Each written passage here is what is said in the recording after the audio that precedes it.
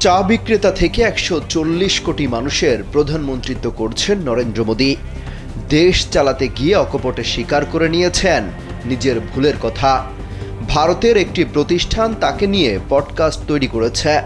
ওই পডকাস্টে মোদী নিজের বিভিন্ন দিক তুলে ধরেন, খোলামেলা আলোচনা করেন নিজের ভুলগুলো নিয়েও।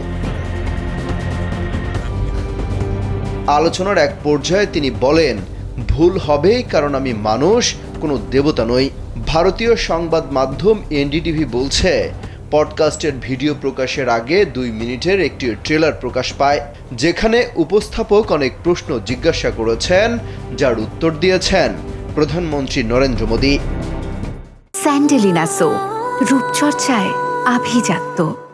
পডকাস্টে ওই উপস্থাপক নরেন্দ্র মোদীকে জিজ্ঞাসা করেছেন যে একজন যুবক যদি নেতা হতে চায় তাহলে তাকে কি কি পরীক্ষা দিতে হতে পারে। এই প্রশ্নের জবাবে প্রধানমন্ত্রী মোদী বলেন, ভালো মানুষের রাজনীতিতে আসা উচিত, এমন মানুষ যারা উচ্চাকাঙ্ক্ষা নিয়ে নয়, দেশ গঠনের মিশন নিয়ে আসবে।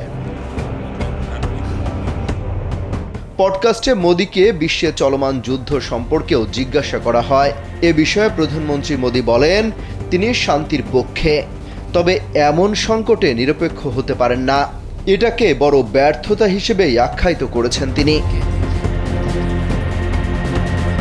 মোদীকে জিজ্ঞাসা করা হয়, কেউ যদি মধ্যবিত্ত পরিবারে বড় হয়ে থাকে এবং শৈশব থেকেই তাকে বলা হয় রাজনীতি একটি নোংরা জায়গা, তাহলে ভালো মানুষ রাজনীতিতে আসবে কিভাবে? এ নিয়ে কৌশলী উত্তর দিয়েছেন নরেন্দ্র মোদী। বলেন, এমনটা হলে দেশ চালানো সম্ভব হতো না। অমিত হাসান রবিন, কালবেলা।